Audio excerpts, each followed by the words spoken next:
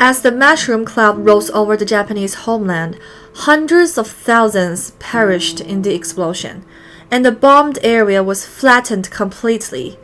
This catastrophe added insult to injury for Japan, plunging the nation into such dire strait that people faced the grim reality of committing crimes to avoid starvation. Today's story unfolds against this harrowing backdrop. Hello everyone, this is Cat's Archive. I'm Cat.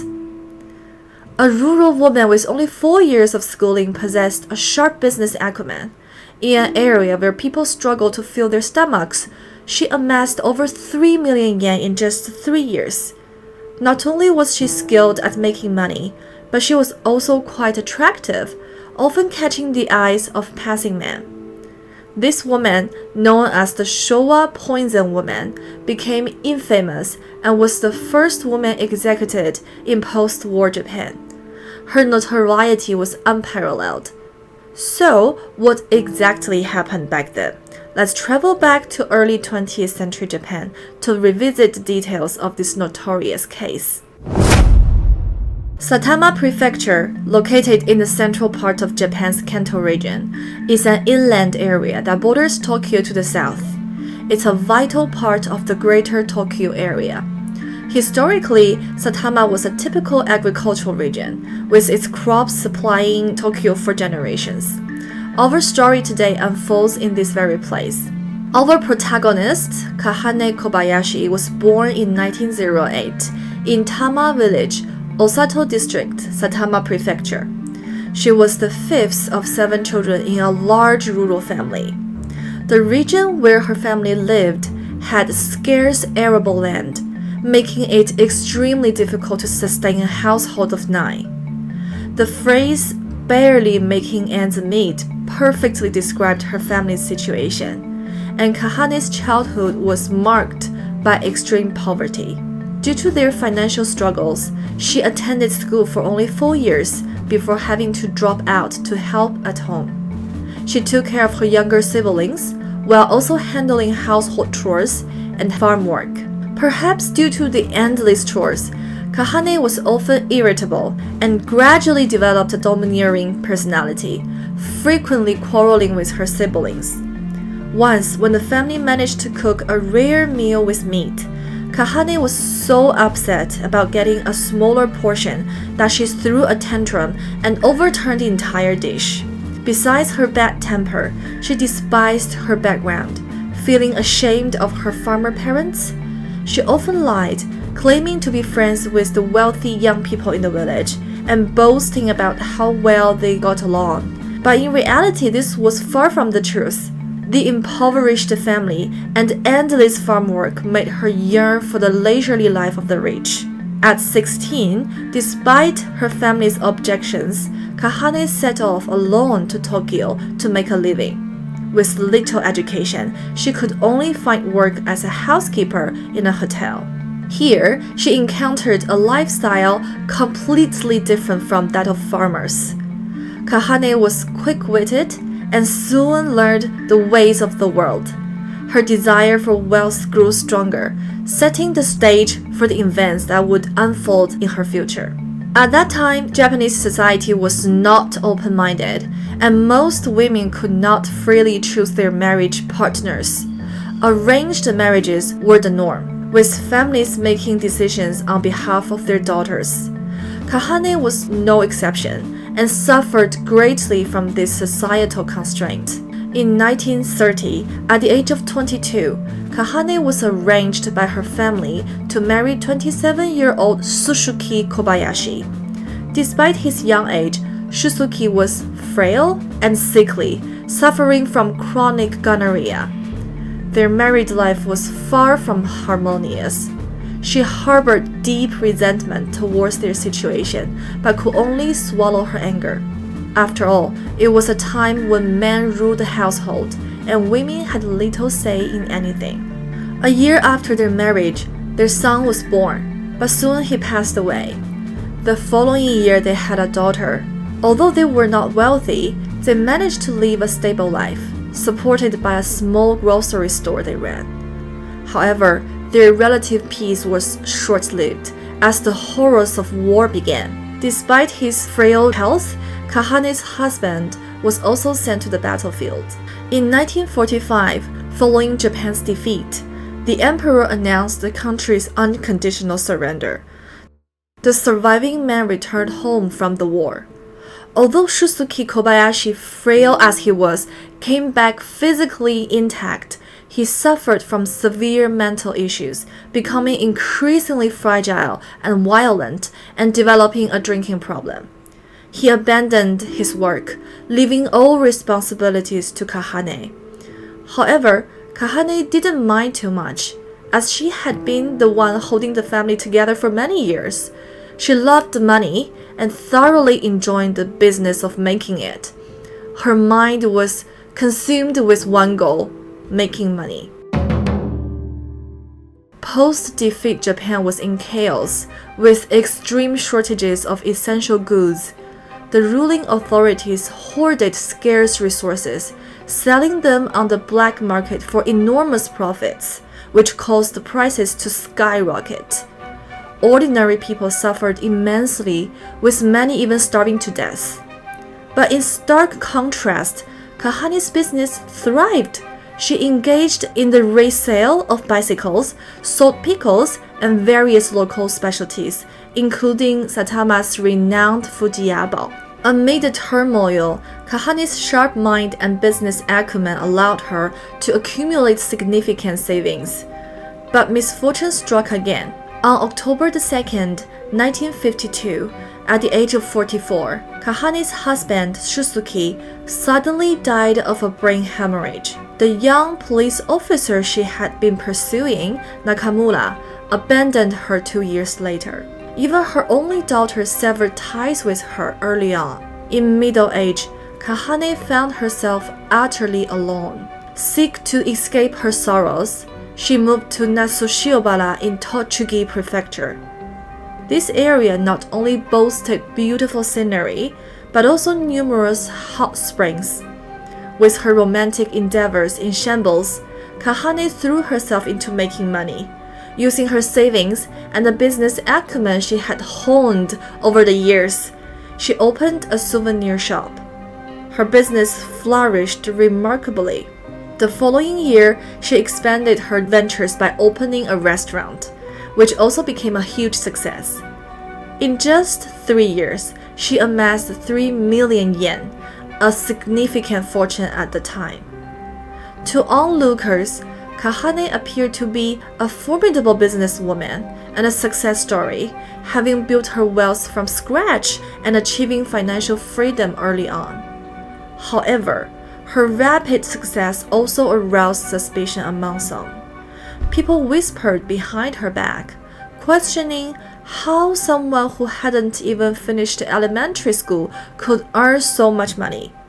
They noted her heavy makeup, flashy attire, and widow status, concluding that her money must have come from dubious means. As the saying goes, good news never leaves the house, while bad news spreads far and wide. These rumors quickly circulated in the local area, tarnishing Kahane's reputation. However, she remained unfazed, as her ultimate dream of owning a hot spring hotel was within reach. After extensive scouting, she set her sights on the Nihon Inn, a hotel that had been open for just 2 years but was already in financial trouble due to poor management. The hotel's owner, Kensuke, was desperately seeking funds to solve his debt problems. Wealthy and determined, Kahane planned to invest and become a shareholder in the Nihon Inn. However, shortly after they began discussing the partnership, the hotel owner's wife mysteriously disappeared. At 52, Kahane took over as the new mistress of the inn, investing heavily in its renovation.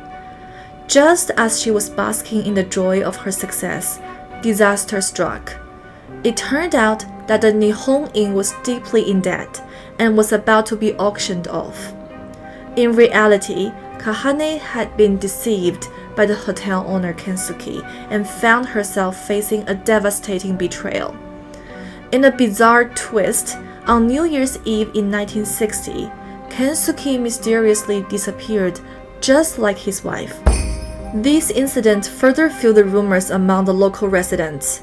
Some had already speculated that Kahane had been behind the disappearance of the inn's previous mistress, allegedly burying her body beneath the hotel's boiler room. Now, with Kensuke's sudden vanishing, suspicions grew stronger that Kahane aimed to seize the hotel for herself. However, there were also those who sympathized with her, seeing her as a woman of misfortune who had lost her money and now had to deal with the mess left at the Nihon Inn, which was no easy task. The police took the matter seriously and launched an investigation. To their astonishment, they uncovered not just one, but 3 murder cases. People often joke that the most profitable methods are written in the law books. The reason Kahane made so much money was because it was all ill-gotten gains. When her husband Shusuke's mental health began to deteriorate, she began employing her own methods. She sold her body to anyone willing to accept her offer, be it street vendors or utility bill collectors. As long as the creditors were willing, she was happy to provide special services to settle debts. Her rationale was that, as long as she didn't have to pay for sex, she was already fortunate. Of course, this method was just a way to cut costs. The real money came from the black market.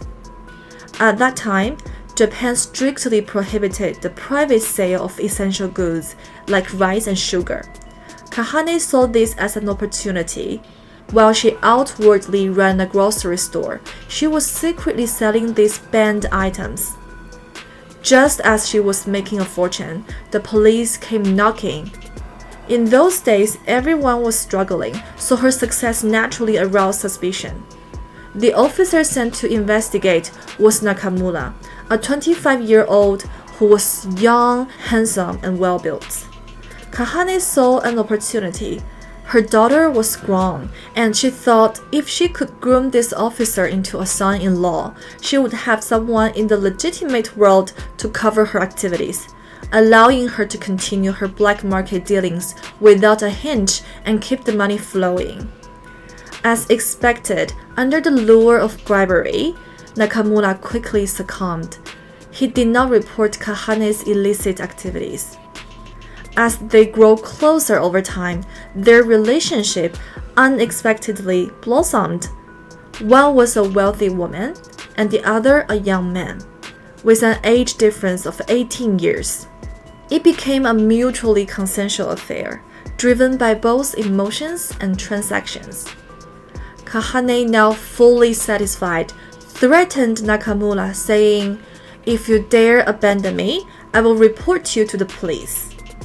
With Nakamura's protection, Kahane's business thrived, and the two of them continued to have frequent, in-depth interactions. At that time, Kahane's husband, Shusuke, was still alive. It wasn't long before he discovered his wife's affair. Such a revelation was a grave humiliation for any man. Shusuke began to monitor Kahane closely, preventing her from seeing Nakamura and occasionally subjecting her to domestic violence. He vehemently opposed Kahane's requests for a divorce, fully aware that if they separated, he would be left helpless and destitute. For Kahane and Nakamura, this situation was deeply frustrating as they were constantly watched and had no opportunity to be together. One day, Kahane and Nakamura finally managed to meet. After usual interactions, they began to discuss their predicament.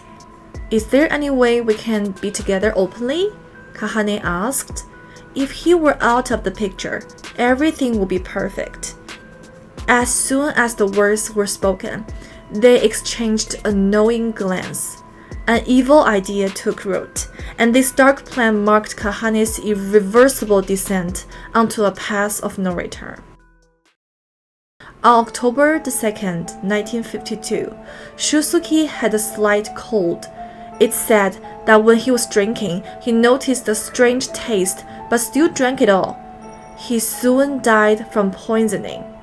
Neighbors speculated that since Shusuke had just discovered the affair, Kahane must have had something to do with his death. However, the coroner's examination concluded that Shusuke had died of a brain hemorrhage. Given Shusuke's frail health and chronic illnesses, people did not pursue the matter further, assuming it was not Kahane's doing. After her husband's death, Kahane finally moved in with Nakamura. However, Nakamura was only interested in her money and had no intention of marrying a woman old enough to be his mother.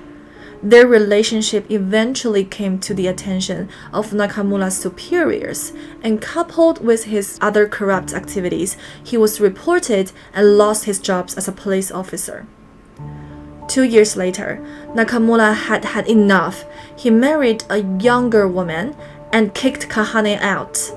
This devastated Kahane, and she frantically pounded on Nakamura's door, begging him to take her back. She even threatened to poison his new wife. But Nakamura remained unmoved, shamelessly continuing to accept money from Kahane despite their broken relationship.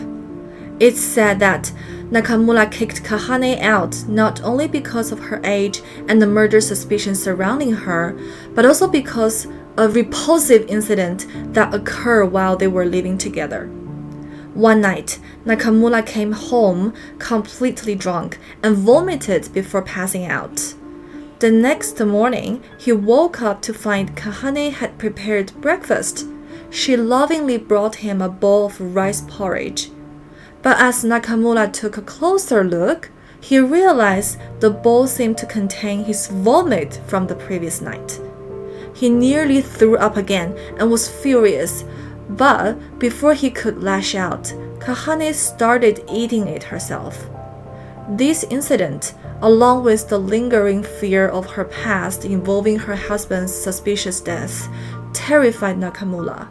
He feared he might suffer the same fate as Shusuke, so he hastily decided to expel Kahane from his life. After her romantic failures, Kahane soon moved to Nasushiobara. There, she opened a shop and continued offering special services, secretly selling adult products and erotic photos. Sometimes she even slept with customers to keep them coming back. Additionally, she began lending money at high interest rates to local residents. These ventures allowed her to earn millions annually. Afterward, Kahane set her sights on the Nihon Inn, but her negotiations with the hotel owner Kensuke did not go smoothly. Initially, Kahane wanted to buy the hotel, but Kensuke was adamantly against the selling. He believed the hotel's poor performance was due to his wife, Kome, who he claimed didn't do housework and was incompetent at managing the hotel. Kensuke proposed divorcing his wife and making Kahane the new mistress, convinced that the hotel would thrive under her management. He offered Kome a 500,000 yen severance package and planned to marry Kahane. Although 500,000 yen wasn't a large sum for Kahane, she had no intention of letting Kensuke spend that money. One day, while out with Kensuke, Kahane suggested, "If we get rid of your wife, you could save the 500,000 yen. That money could be put to better use." Unbelievably, in a moment of poor judgment, Kensuke agreed. Another version of the story claims that during negotiations over the severance package, Kahane managed to lower the amount to 300,000 yen, which Kome refused, leading to a breakdown in negotiations. Regardless of the reason, Kome had become a target. Kahane began to plot her elimination. Kahane didn't want to get her hands dirty, so she decided to use Unuki, an employee at the Nihon Inn. Unuki had previously been a homeless drifter, coming from a poor background. He had an honest, unassuming appearance and was known for his hard work. Despite being 36 years old, he had hardly any experience with women. After a few days of interaction, Kahane concluded that Unuki was the perfect tool for her plan. She believed she could easily manipulate him using her charms. One day, Kahane approached Unuki, calling his name softly and lifting the hem of her kimono. Tucked between her thighs were several large denomination bills. Overwhelmed by the temptation, Unuki instantly fell for Kahane's seduction and agreed to all her demands. Kahane promised him that, in addition to a 20,000 yen fee, he would also be allowed to embrace her as he wished once the job was done. Without hesitation, Unuki agreed to the plan. On February 8, 1960, Unuki took advantage of Kome's sleep to strangle her with a rope. In a chilling display of callousness, Kahane brought alcohol to Kome's lifeless body, celebrating the act with Unuki. She removed the tortoiseshell comb Kome had been wearing and placed it in her own hair, remarking how much a fine item shouldn't go to waste. This comb would later become crucial evidence leading to her arrest. Finally, they went to the boiler room, dug up the floor, and hid the body, covering it with cement. In theory, only the three of them knew about the crime. But why were the neighbors' rumors so accurate? It turned out that after his wife's death, Kensuke's mental state deteriorated. He began telling others that Kahane had murdered Kome and hidden her body under the boiler room. This terrified both Kahane and Unuki. Terrified by Kensuke's revelations, they dug up Kome's body in the middle of the night and reburied it in the woods. After dealing with the remains, Kahane invested 2 million yen to renovate the hotel. However, she soon discovered that Kensuke had deceived her and the 2 million yen had gone to waste. Enraged, she ordered Unuki to eliminate Kensuke using the same method, poisoning. The first attempt failed when Kensuke smelled something off in his sake and miso soup during the meal. Frightened, he refused to eat or drink and fled the house. With the plan foiled, Kahane decided to take a more direct approach. On New Year's Eve in 1960, after dinner, Kahane brought tea into tatami room where Kensuke and Unuki were. Seizing a moment of distraction, Kahane and Unuki looped a rope around Kensuke's neck and together strangled him. They then buried his body beneath the hotel corridor. With Kensuke gone, Kahane quickly turned her attention to Unuki. She felt he knew too much and, given his lack of intelligence, was likely to expose their crimes eventually. Deciding that he had to go as well, she planned to eliminate him. Just as Kahane was contemplating how to eliminate him, the police arrived first. Thanks to the suspicions of the neighbors, the successive mysterious disappearances of the Nihon Inn's proprietress and owner naturally led the neighbors to suspect Kahane. Despite her claims that Kensuke had gone to Tokyo to make money, no one believed her, and they notified the police. The tortoiseshell comb that Kahane had taken was a precious item given to Kome by her mother, and Kome had always worn it with great care. Seeing such an important item in Kahane's possession, the police arrested her for questioning.